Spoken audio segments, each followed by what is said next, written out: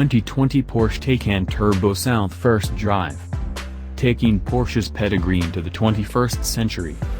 There is no pause as pregnant as the quiet before this storm. After twisting the mode dial into Sport Plus mode and standing on both pedals, the 2020 Porsche Taycan Turbo S displays a launch control activated message while seemingly nothing else happens. No wailing engine, no waiting for boost, despite the nomenclature, just the tentative hum of an electronically generated soundtrack as 774 pound-feet of torque are about to discharge through all four wheels. Green, in more ways than one. Even more significant than the new Porsche's looks are its underpinnings, particularly the 800-volt architecture that drives the powertrain. Because greater voltage means being able to run at lower amperage, the system is less susceptible to thermal breakdown. This might explain why Tesla was reportedly able to run a 20-second quicker lap time at the Nürburgring Nordschleife compared to the Porsche, but was later spotted being loaded onto a flatbed mid-lap while a Taycan coasted on. The 800-volt setup also enables quicker DC fast charging, enabling a staggering top-off from 5% to 80% in as little as 22.5 minutes. A Porsche driving experience. Press the first power button ever fitted to a Porsche. Yes, it's left of the steering wheel for those a man's style starts, and a low-frequency thrum emerges. Switching to Sport Plus makes the sound more prominent inside, sending a phaser-like hum through the cabin during acceleration. While the exterior pedestrian warning sound is undeniably cool from the outside, the effect inside is thankfully defeatable within the individual setting.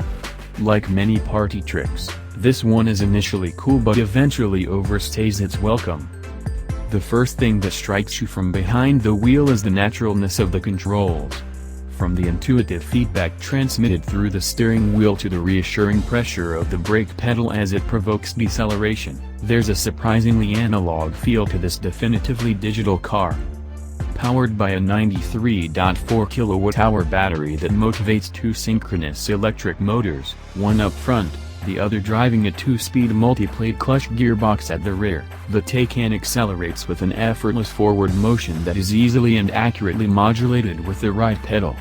There are 4 drive modes: Normal, Sport, Sport Plus, and Range, which maximizes efficiency, and first gear starts are reserved for the 2 most aggressive settings. Under typical acceleration in Sport and Sport Plus, the shift from first to second occurs at around 50 miles per hour. The acceleration is unreasonable, extreme, and downright addictive.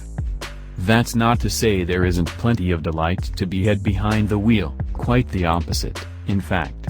The Taycan's driving dynamics are deliciously satisfying, from the massive amounts of power on tap to the sharp turn-in, aided by rear axle steering and considerable grip from the surprisingly beefy tires, 245/45 front and 285/40 rear 20 inches on the turbo, and 265/35 front and 305/30 21s on the Turbo S.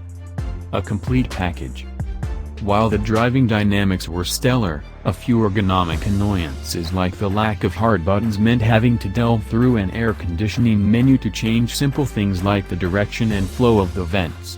Other quirks include the inability to display certain functions like state of battery charge on the lower central display unless the car is static, and a passenger side display that disabled itself unless a passenger was physically sitting in the front seat. We also experienced some navigation system glitches on one of our test cars, which we figure, and hope, will be solved by the time cars reach showrooms this December.